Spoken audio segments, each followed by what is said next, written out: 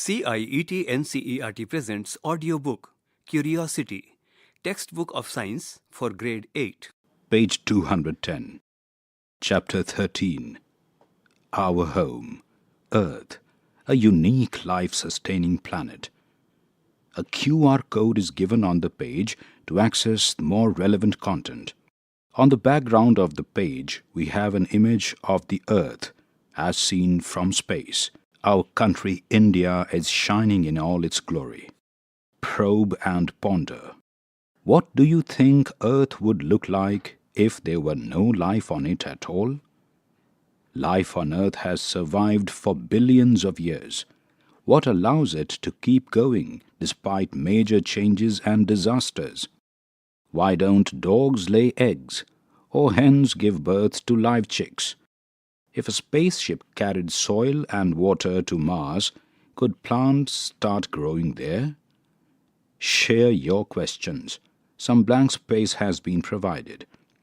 On the bottom right of the page, we have a picture of 3 kids who have many questions in their minds. Page 211. We have now reached the final chapter of this book, the concluding chapter in our scientific journey through the middle stage. It is time to put together all that we have seen and learned and try to understand why our home, planet Earth, is like no other place in the known universe. As you have learnt in Curiosity grades 6 and 7, the Earth is a planet orbiting the Sun. However, it is not just any planet. It is a planet that sustains life, full of diverse landscapes, from towering mountains and vast oceans to endless deserts and lush forests. Today, our satellites allow us to take amazing pictures of our planet. The image in the beginning page was taken by an Indian space research organization, ISRO Earth Observation Satellite, and made by combining nearly 3,000 smaller images, like pieces of a mosaic. Although it appears beautiful, it's a false color image, where scientists use different colors to show different types of information. These satellite images help us study plants on land and tiny organisms in the ocean, and can even detect things like ocean temperature, oil spills, and wind direction. In this chapter, we will uncover the unique conditions that make Earth the perfect home for living beings. 13.1. Why is Earth a unique planet? What makes the Earth so special? While there are perhaps billions of planets in the universe, Earth is the only one where life, as we know today, exists and thrives in all its forms. Have you ever wondered where all life on Earth actually exists? All the mountains, rivers, forests, animals, and people are found on just a very thin layer on the surface of our planet. From the tallest mountain to the deepest ocean trench, the crust, where all of life exists, is tiny compared to the size of Earth. If Earth were the size of an apple, the crust would be as thin as the apple's skin, as depicted in figure 13.1. This delicate, life-supporting layer is what makes Earth truly special. Figure 13.1 on the right of the page depicts the Earth's crust is like the thin skin of an apple. We can observe crust, upper mantle, lower mantle, outer core, and inner core. Page 212. On the top, we have the picture of a girl wondering, I wonder what makes the Earth unique for living beings to grow and survive. Let us conduct an activity to list out some features of the Earth that you think make it special. Activity 13.1. Let us find out.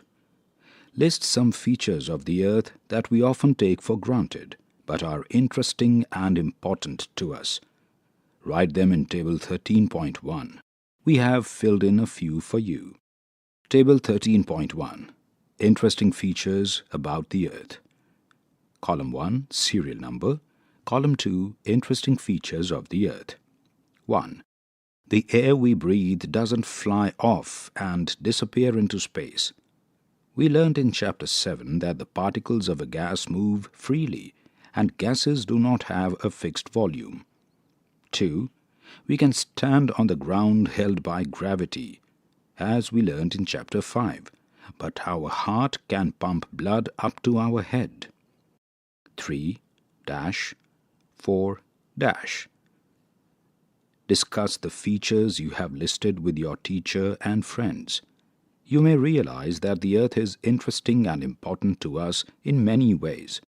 It provides us with the air that we breathe, the water that we drink, and the soil that helps in growing crops. The Earth also provides us materials like rock and timber with which we build our homes, buildings, and roads. You must be curious to know what makes the Earth a unique planet, which not only allows life like us to exist, but also sustains it. 13.2. What do the planets of our solar system look like? In Curiosity Grade 6, you had studied the solar system in the chapter Beyond Earth. Let us recall some of the things we had learnt. Our solar system has 8 planets that go around the Sun in nearly circular orbits. In order of their increasing distance from the Sun, they are Mercury, Venus, Earth, Mars, Jupiter, Saturn, Uranus, and Neptune. Page 213. Out of all these planets, Mercury, Venus, Earth, and Mars are relatively small and rocky planets, while Jupiter, Saturn, Uranus, and Neptune are large planets, mostly made of gases. Let us find out more about the planets in the solar system by performing Activity 13.2. Activity 13.2. Let us find out. Collect information about the temperature and size of the planets in the solar system and check if they have an atmosphere. You may collect this information from books in your school library, trusted websites, or discuss with your teachers. Fill out the missing information in Table 13.2. Table 13.2. Planets in our solar system. This table has 5 columns: serial number, planet, average temperature in degrees centigrade, radius compared to the Earth, has an atmosphere, yes or no. 1. Mercury, 170 degrees centigrade. Dash, no. 2. Venus, 450 degrees centigrade. 0.95, yes. 3. Earth, 15 degrees centigrade. 1. Yes. Dash, dash, 4. Dash, dash, dash, dash. 5. Dash, dash, 11, dash. 6. Dash, dash, dash, dash. 7. Dash, dash, dash, dash. 8. Dash, minus 200. 4. Dash. We know that all planets in the solar system get their energy from the Sun. Thus, when a planet is close to the Sun, it would be very hot. As we move away from the Sun, planets should get colder. Is this what you found in Table 13.2? This is generally correct, except that Venus, the second planet from the Sun, has the highest average temperature and is the hottest planet. Why is this so? Venus is the hottest planet not because it is the closest to the Sun, but because its thick atmosphere traps heat. Page 214. The air on Venus is almost entirely made up of carbon dioxide gas, which does not let the heat escape. This is called the greenhouse effect. Figure 13.2. and it makes Venus even hotter than Mercury, which is relatively closer to the Sun. On the Earth also, gases like carbon dioxide in the atmosphere trap heat by absorbing the radiation given off by the Earth after it gets warmed by the Sun. Thus, greenhouse effect plays an important role in maintaining just the right temperature on Earth. On the top left of the page, figure 13.2 depicts schematic of greenhouse effect on Earth.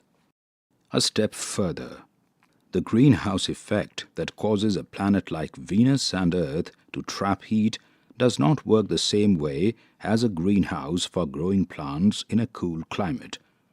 On Venus or Earth, gases like carbon dioxide in the atmosphere trap heat by absorbing the radiation given off by the Earth after it gets warmed by the Sun.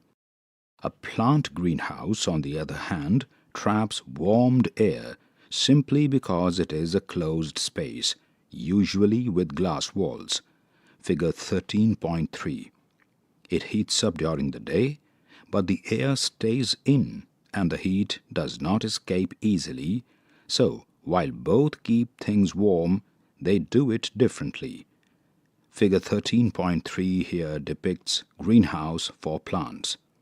On the left of the page, we have a picture of a young boy climbing a staircase. 13.3. What makes the Earth suitable for life to exist?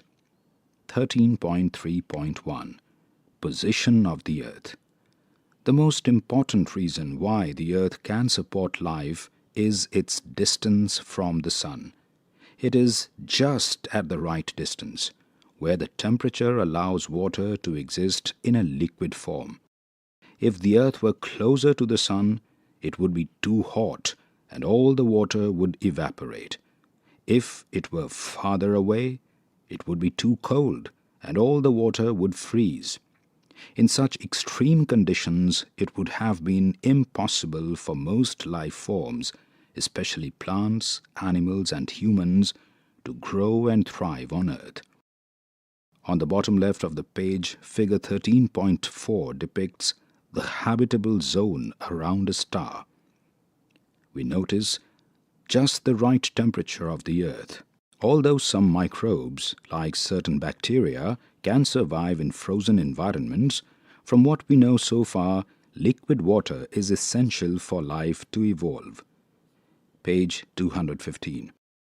Earth's distance from the Sun allows water to remain mostly in liquid form, which is essential for the development and sustenance of life in all its form.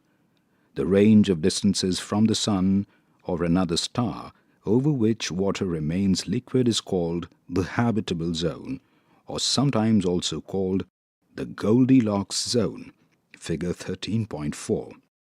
As you have also studied in social science, most of Earth's surface is covered with water.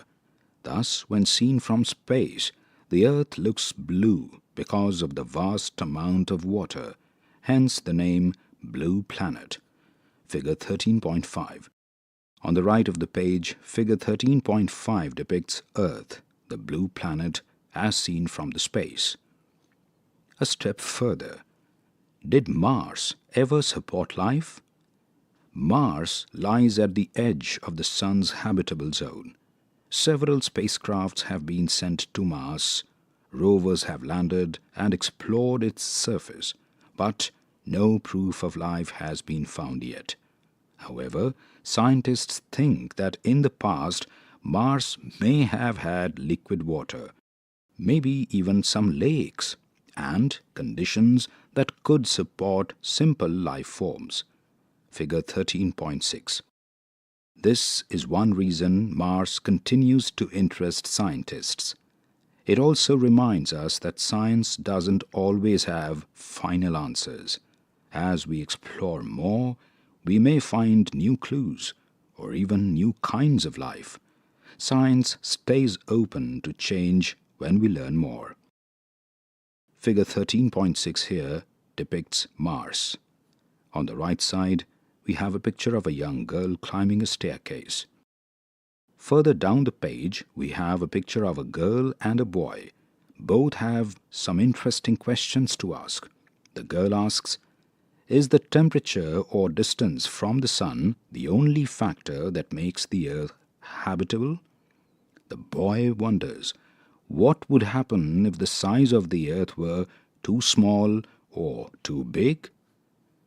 13.3.2 Size of the earth. There are some other important factors that make the earth habitable. In our solar system, the orbits of most planets, including the earth, are almost circular. This keeps the amount of sunlight and heat nearly steady throughout the year, preventing extreme summers and winters at most places. Page 216. However, moderate temperature due to the right distance from the sun isn't the only factor that makes the earth habitable. The planet is also the right size to support an atmosphere. As you learnt earlier, the atmosphere is the layer of gases that surrounds the earth, and it plays a major role in sustaining life. You also learnt in chapter 5 that the earth's gravity pulls objects towards it. If Earth were much smaller, but with the same average density, its gravity would have been too weak to hold on to the gases in our atmosphere, and they would have escaped into space. On Mars, the atmosphere is 100 times thinner than on Earth, and Mercury has no atmosphere at all. On the other hand, if the planet was too large and gravity was much stronger, it would perhaps pull us down to the planet with such a large force that our bones could get crushed. Due to the right size of the earth, it is able to support atmosphere, which is essential for life. The presence of oxygen in the earth's atmosphere allows us to breathe and is needed by almost all forms of life on earth. But oxygen has another important role. Some of the oxygen in our atmosphere gets converted to another form called ozone, a 3-atom oxygen molecule, and forms an important part of the atmosphere called the ozone layer. This layer acts like a shield, blocking harmful ultraviolet UV rays from the sun that can damage living cells. Our scientific heritage. India's Mangalyaan, Mars Orbiter mission, launched in 2013 by Indian Space Research Organization, ISRO, was a big step in exploring Mars. Figure 13.7. It carried tools to study the planet's atmosphere, surface, and signs of past water. Some of these sensors help scientists ask big questions, like was Mars ever suitable for life? Mangalyaan showed the world that India could do space science with smart, low-cost technology, and it helped bring Mars closer to all of us. Figure 13.7 here depicts Mangalyaan. On the left, we have the picture of a boy who is amazed and is already searching for more such facts in a library.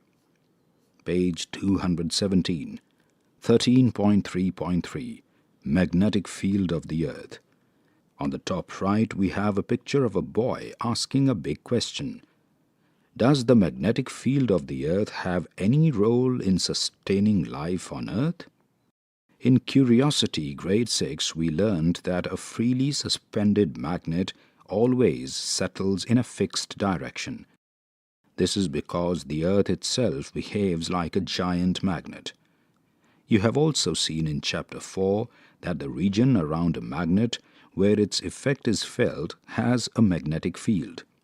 It is believed that the movement of molten iron in Earth's core may be the origin for Earth's magnetic field. Earth is constantly hit by tiny, high-energy particles that come from space. Some come from far across the universe and are called cosmic rays. Other particles come from the sun and are called the solar wind. These particles can be harmful as they can damage the atmosphere, reduce the ozone layer, and let in more harmful UV rays, which can affect life on Earth. Thankfully, the Earth's magnetic field acts like a protective shield.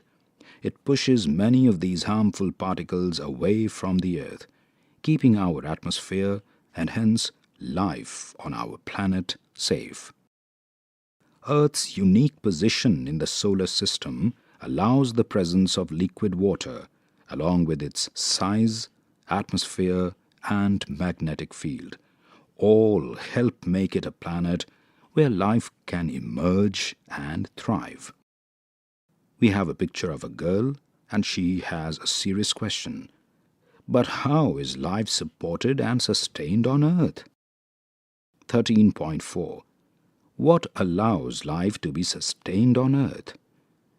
Earth has the right conditions for life, but it is the beautiful connections between living and non-living things that help life to thrive.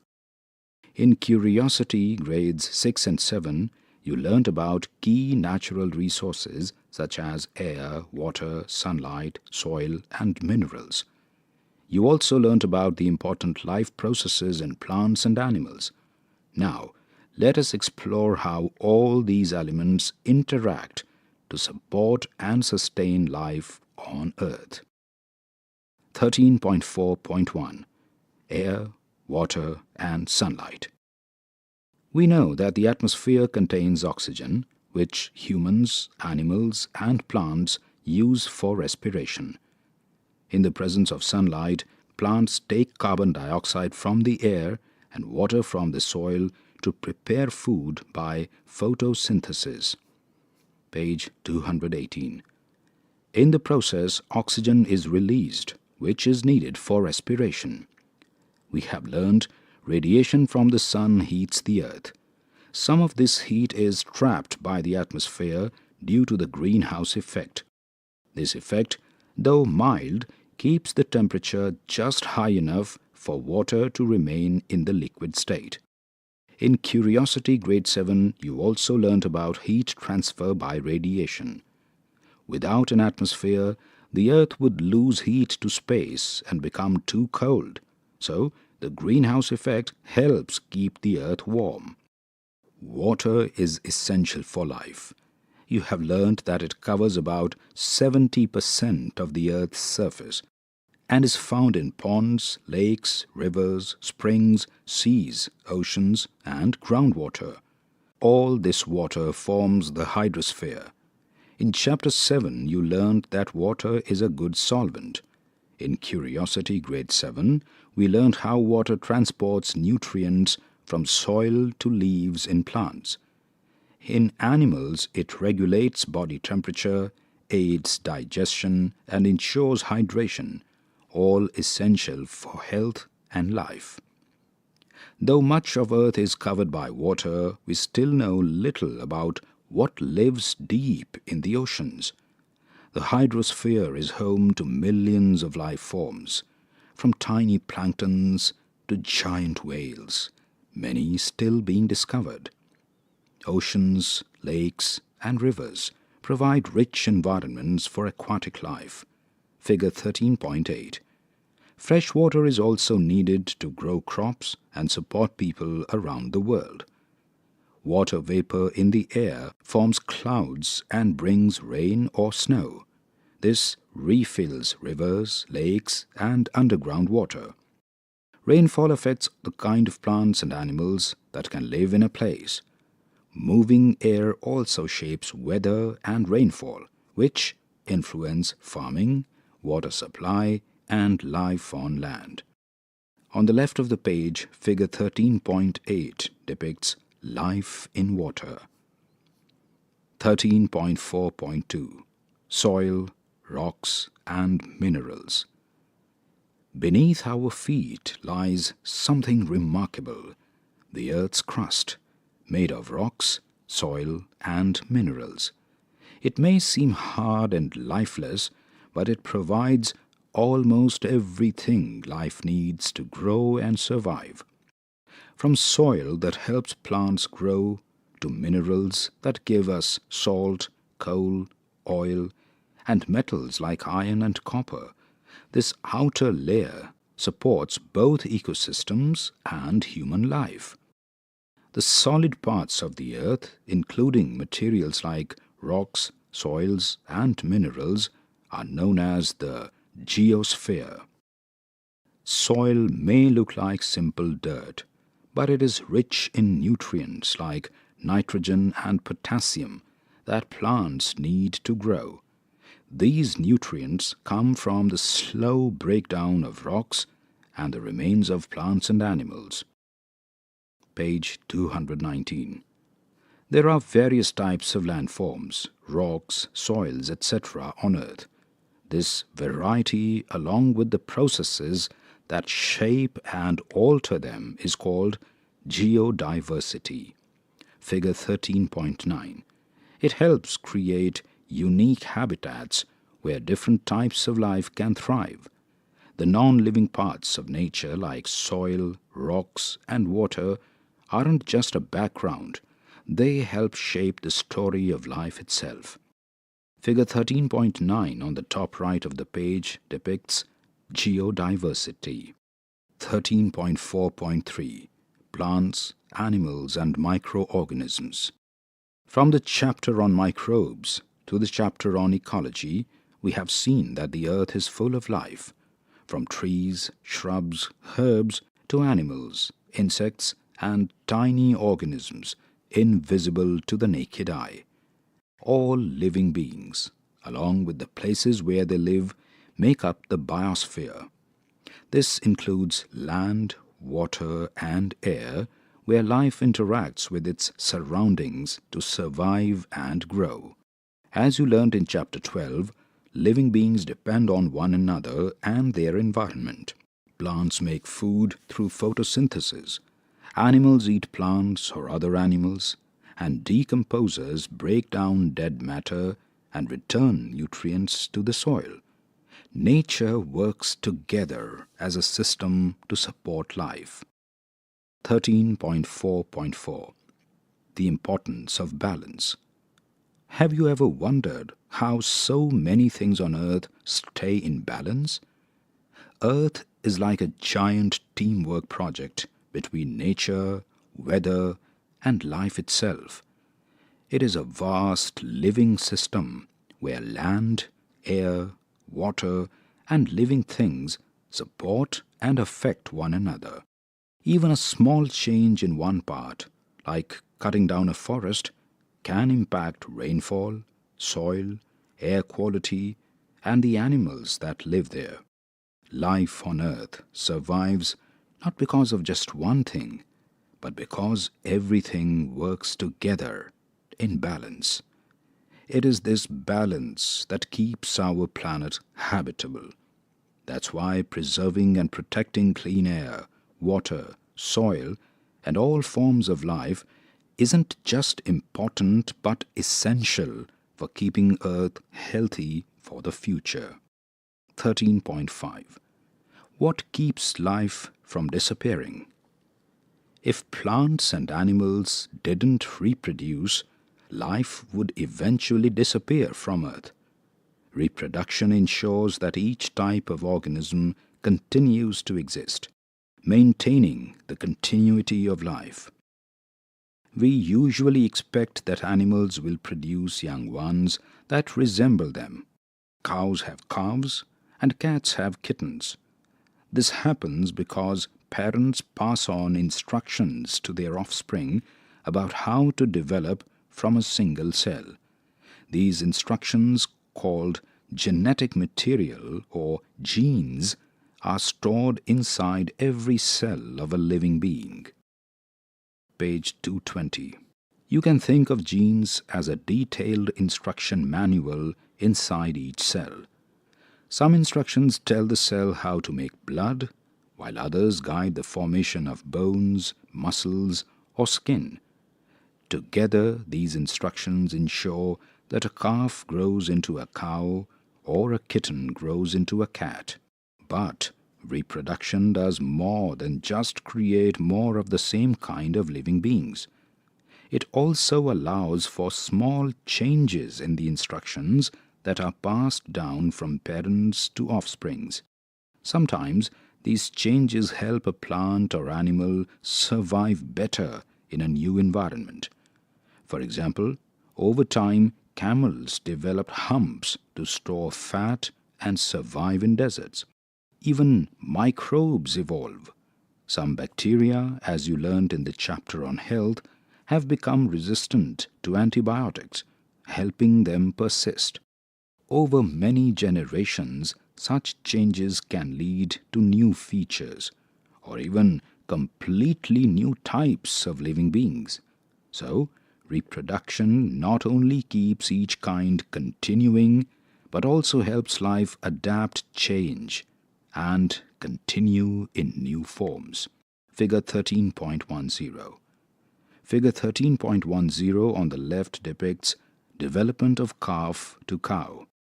But how can the same process lead both to similarity? An animal gives birth to similar individual, such as a cow gives birth to a cow, and variation shows different characteristics like difference in color and height of to individuals of some kind. That is a fascinating puzzle. There are two types of reproductive processes.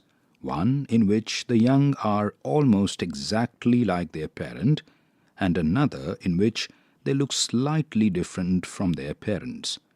In asexual reproduction, a single parent produces new individuals that are exact copies of itself, exact in terms of the instructions inside the cell. In sexual reproduction, instructions from two parents combine to create offspring that are not exactly like either of the parent. They share some traits with both parents, but also have differences. This mixing helps keep useful features while allowing new ones to appear. Over many generations, these small differences can add up, leading to big differences and even new life forms. Let's explore how reproduction takes place in plants and animals, and how it helps living beings develop special features and sometimes change over time. 13.5.1 Asexual reproduction.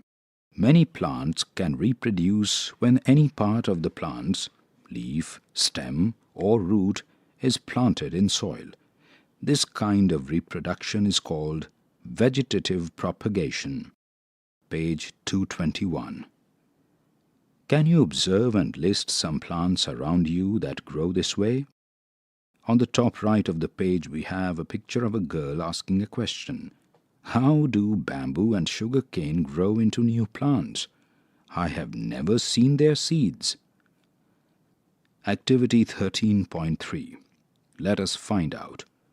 Take some parts of plants like stem cutting of a money plant, the eyes of a sprouted potato, or a piece of ginger. Figure 13.11b. Plant each of them separately in moist soil, not too deep. For money plant, you can just put a cutting in a glass container, which makes it easy to observe. Make sure they get all the conditions they need to grow, like water, air, and sunlight. Watch them every day and note how many days it takes for roots, stem, and leaves to appear. Also observe when the first new leaf appears. On the right of the page, figure 13.11 depicts vegetative propagation. A. Ginger. B. Potato. Ever heard of? Not just plants, microbes and simple animals also reproduce asexually. For example, single-celled organisms like bacteria and amoeba divide into two identical individuals. Some multicellular organisms like algae can regrow from small cut parts. Hydra, another simple animal, grows tiny buds on its body that breaks off and grow into new individuals. Planaria, figure 13.12, a type of flatworm, can regrow from a fragment of its body. Scientists study this organism to understand regeneration in animals. Figure 13.12 on the right depicts planaria. To the further right, we have a picture of a girl who is amused listening to these facts. 13.5.2 Sexual reproduction. In this type of reproduction, two parents are involved, usually called male and female. This is easy to observe in animals, but did you know even flowering plants have male and female parts? Some microorganisms like bacteria and yeast also have two mating types that act like the two parents. Special cells for reproduction. You might wonder if both parents pass on their genetic material for making a new organism. Won't the child end up with double the amount of instructions? And would not this keep doubling every generation? This does not happen because each parent makes specialized reproductive cells called gametes. These carry only half of the parent's genetic material. When male and female gametes join, they form a new cell with a complete set of instructions, half from each parent. Page 222. Babies do not look exactly like their mother or father. Even brothers and sisters in the same family can look different from each other. This is because every baby gets a mix of genetic information from both parents through gametes. Each gamete carries a different set of instructions for things like eye color, hair type, and more. These instructions mix in different ways when the sperm and eggs join to form a baby. These instructions mix in different ways each time, so each child is unique. No wonder one child may inherit a nose similar to mother and another may inherit eyes similar to father. It all depends on which pieces of the parent's instruction book set came together. Sexual reproduction in plants. Plants use different parts of their flowers to produce male and female gametes. Pollen grains found inside the anther of a flower are the male gametes, while ovules found deep inside the flower are the female gametes. Pollen is carried to another flower by wind, insects, or animals. This process is called pollination. When the male and female gametes combine, it is called fertilization, forming a zygote that becomes the seed. The fleshy part of the flower around the ovule develops into a fruit. Figure 13.13. Figure 13.13 on the left of the page depicts a flower. We can observe the anther and ovule clearly. When birds or animals eat the fruit, the seeds often get dropped far from the original plant, a helpful way for plants to spread. That's how a banyan seed dropped by a bird that ate a fruit and excreted the seed might sprout in a crack in a wall after the rains. When seeds get water, they use stored nutrients to grow roots and shoots. Remember, in grade 6, you had studied the germination of seeds where you observed tiny shoots and the first leaves appear. Sexual reproduction in animals. In animals, gametes are called sperm, male, and eggs, female. Fertilization may take place in water. For example, male and female fish or frogs eject sperm and eggs respectively into the water where they combine to form the zygote. In these animals, the development of the zygote into an embryo also takes place in water. Figure 13.14. Figure 13.14 on the bottom left of the page depicts formation of zygote. We can note the egg cell, the sperm cell coming together, and the process of fertilization resulting in zygote. In birds and mammals, including humans, sperm are deposited inside the female, and fertilization takes place when the sperm swim towards the egg produced by the female. After this step, birds and mammals follow different processes. Page 223. In birds, the fertilized egg, zygote, is laid by the female. The development of the zygote into an embryo happens after the egg is laid during the hatching process. Think about how much food the female parent has to put into each egg. It has to last for the developing embryo until it hatches. This is one strategy to ensure supply of nutrition to the embryo. In most mammals, the development of the zygote into an embryo takes place inside the body of the female. The mother's body provides all the food and oxygen the baby needs to grow until it is born. This is a different way of giving nutrition to the developing baby compared to animals like birds that lay eggs. What are the advantages and disadvantages of giving birth to young ones versus laying eggs? Do you think animals like dogs, cows, or humans could lay eggs like birds? Why or why not? 13.6. What are the threats to life on Earth?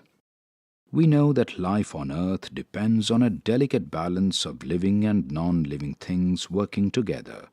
But human actions are disturbing this balance. Even small changes in global temperature, oxygen levels, or the ozone layer can put life at risk. Today, the biggest environmental challenges that we face are climate change, biodiversity loss, and pollution, together known as the triple planetary crisis. Burning fossil fuels like coal and oil releases greenhouse gases like carbon dioxide and methane. These trap even more heat in the atmosphere, which causes global warming. Normally, Earth keeps a balance since trees, plants, and even tiny ocean planktons absorb carbon dioxide as they grow. But when we burn fossil fuels, we release extra carbon that has been locked underground for millions of years. The Earth cannot absorb this fast enough, so the heat builds up. Even a small increase in temperature can melt ice caps, raise sea levels, which could flood many coastal cities, cause extreme weather conditions, and lead to many plants and animals disappearing. These long-term changes in temperature, rainfall, and weather patterns are called climate change. When natural habitats are destroyed, plants and animals may disappear, upsetting ecosystems. For example, as we observed in Chapter 12, if grasses vanish, animals that feed on them, like deer or grasshoppers, struggle to survive. And without herbivores, predators like tigers or foxes lose their food too. Every type of living thing has a role, and losing even a few weakens nature's ability to support life. Page 224. Pollution adds to the problem. Air pollution from factories, vehicles, and burning fuels harms both people and the nature. It can cause breathing problems, damage crops, and lead to smog and acid rain. Figure 13.15. Figure 13.15 on the top left depicts air pollution. We can observe fumes of smoke rising up into the sky. Climate change affects everything, from crop growth and water supply to wildlife habitats and human health. To protect life on Earth, we need to cut pollution, use cleaner energy, and make wiser choices. We have also learned that life on Earth flourishes within a delicate balance, supported by interdependent natural systems. However, this balance is increasingly threatened by human actions. For example, a little less or more of oxygen in air, or a little lower or higher temperature of the earth, or a little less of ozone in the atmosphere could endanger life on the earth. Ever heard of? Countries around the world have made global agreements to protect the environment. The Montreal Protocol 1987 helped reduce harmful chemicals like chlorofluorocarbons, CFCs, allowing the ozone layer to slowly recover. The Earth Summit 1992 led to international efforts on climate change and biodiversity. Later, the Kyoto Protocol 2005 and Paris Agreement 2015 committed countries to reduce greenhouse gas emissions. The Paris Agreement set a goal to limit global warming to below 1.5 degrees centigrade. But as of 2025, the world is not on track to meet that goal.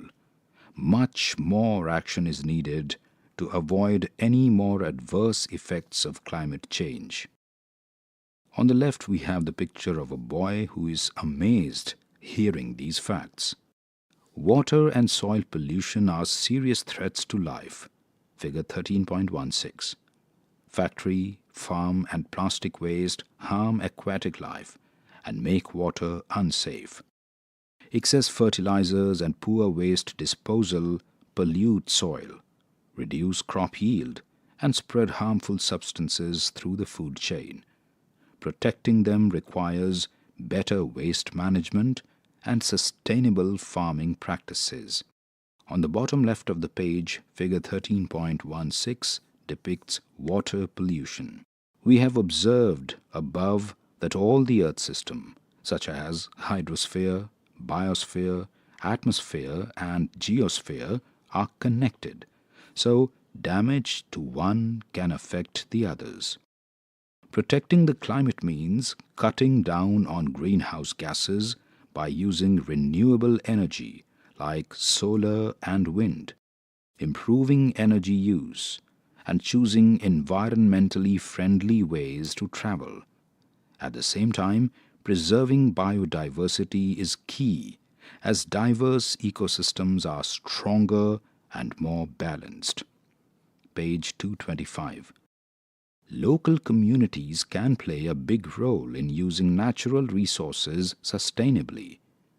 Everyone can help.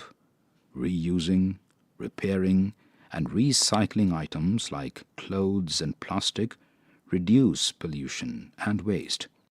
Small actions like saving energy and water add up. Learning more, sharing ideas, and encouraging others also makes a difference. In conclusion, sustaining life on Earth needs action from all of us, from local communities to global leaders. By working together and living responsibly, we can protect this unique planet and its future. Snapshots. On the right of the page, we have a picture of a young boy with a carry bag and a mobile in his hand, which he is using to click snapshots. Our Earth is a unique planet in the solar system as it supports life. Earth orbits the Sun at a distance where the temperature is neither too hot nor too cold, which allows water to exist in liquid form. This region is called the habitable zone or Goldilocks zone. Further, the Earth orbits the Sun in a nearly circular orbit, ensuring that the Earth is not too hot or too cold during any part of the year. The Earth's gravity is just enough to not let atmosphere escape into space. It is also not too high where creatures would be crushed by their own weight. Presence of ozone in the atmosphere prevents harmful ultraviolet rays from reaching the surface of the Earth. The magnetic field of the Earth shields it from high-energy particles that would otherwise hit the Earth and destroy life. The atmosphere, consisting of air, hydrosphere, consisting of water, geosphere, consisting of the solid part of the earth, and biosphere, consisting of life, interact and together sustain life on the earth. Reproduction is essential to ensure the continuity of life on earth. Reproduction can be either asexual or sexual. In asexual reproduction, a single parent produces new individuals that are exact copies of itself. Sexual reproduction makes it possible for new features to appear in the following generation.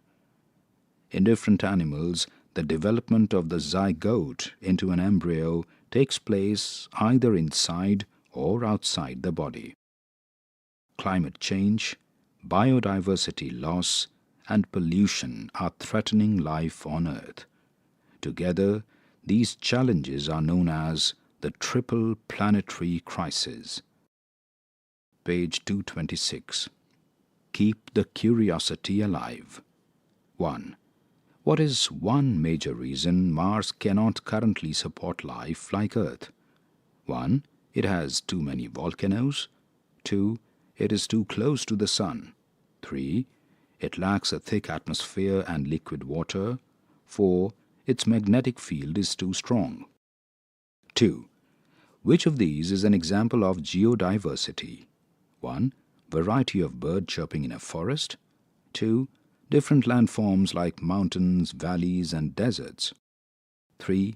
Changing weather during monsoons. 4. Number of different types of fish in a pond. 3. If the Earth was smaller with the same density, what might happen to its atmosphere? 1. It would become thicker and hotter. 2. It would escape into space due to weaker gravity. 3. It would become frozen. 4. It would cause stronger winds. 4. In sexual reproduction, why are offspring different from their parents? 1. They grow in different climates. 2. They eat different food. 3. They acquire new instructions after birth. 4. They get mixed instructions, that is, genes, from both parents. 5.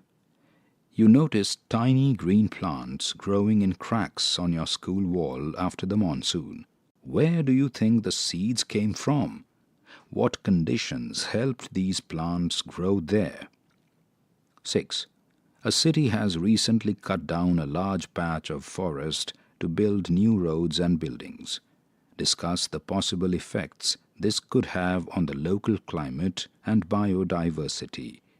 How might this affect water availability or quality in the area? 7. A friend says, the Earth has always had climate changes in the past, so today's global warming is nothing new. How would you respond using what you've learned in this and other chapters of your science book? Prepare some questions based on your learnings so far. Some blank space has been provided. On the bottom left of the page, there's a picture of 5 kids asking some questions like why, when, how long, where, why not? Page 227. 8. Imagine Earth's magnetic field suddenly disappeared. What kinds of problems could arise for life on Earth? Explain. 9. You are tasked with designing a new settlement for humans on Mars. Name 3 things you would need to recreate from Earth to support human life there. Which of these do you think is the hardest to replicate and why? 10. In a village, the temperature has been increasing and rainfall has become unpredictable over the past few years. What could be causing this change? Suggest 2 ways the village could adapt to these new conditions. 11. If there were no atmosphere on the Earth, would it affect life, temperature, and water on the planet? Explain. 12. Discuss 5 examples of vegetative propagation. Discover, design, and debate. Design an Earth Survival Kit. Imagine you're building a tiny model of Earth for another planet. What must it have to support life, and why? India is planning for a challenging lunar mission, Chandrayaan-4, which will bring back samples of soil from the moon. If the moon had water, could plants grow in that soil?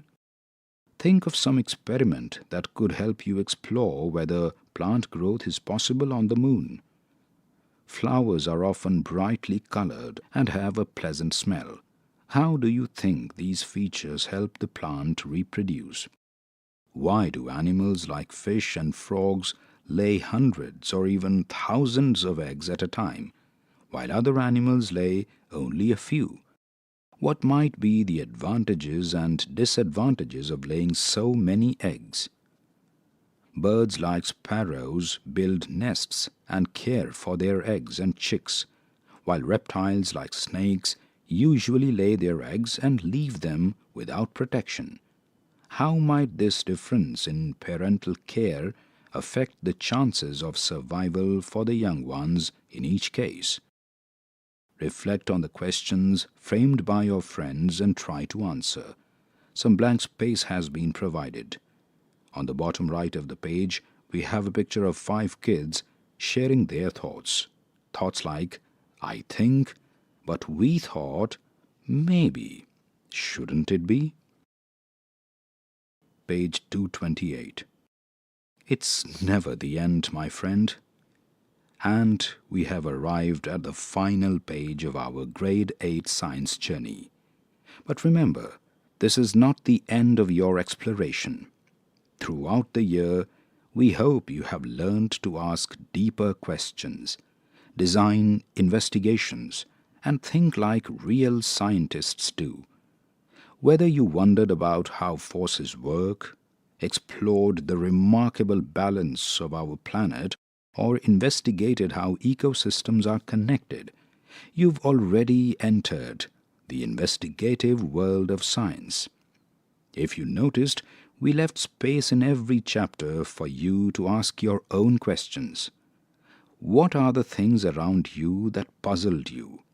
Perhaps you noticed how water droplets on a leaf act like a lens, or wondered why different birds have different flight patterns.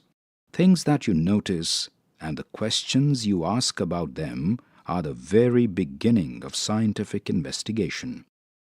This textbook has been designed to guide you, rooted in real observations, yet lifting your imagination to fly as high as a kite. But the real adventure belongs to you. Keep asking, keep experimenting, keep sharing your findings with your friends and teachers. As you close this book, remember that next year you will enter the secondary stage, where we will go deeper into the world of science. The story will continue with more detailed investigations, bigger challenges, and greater discoveries. So, never stop wondering, never stop experimenting, and never stop believing that your curiosity can change the world. We'll meet you again on those pages, because in science, it is never the end, my friend. This chapter ends here. Curiosity. You were just listening to this audiobook, Textbook of Science for Grade 8. Narration, Gaurav Marwa. Sound recordist, Virendra Rawat. Assistance in production, Amarjit Sarkar. Directed and produced by Vimlesh Chaudhary. This audiobook is brought to you by CIET NCERT, New Delhi, India.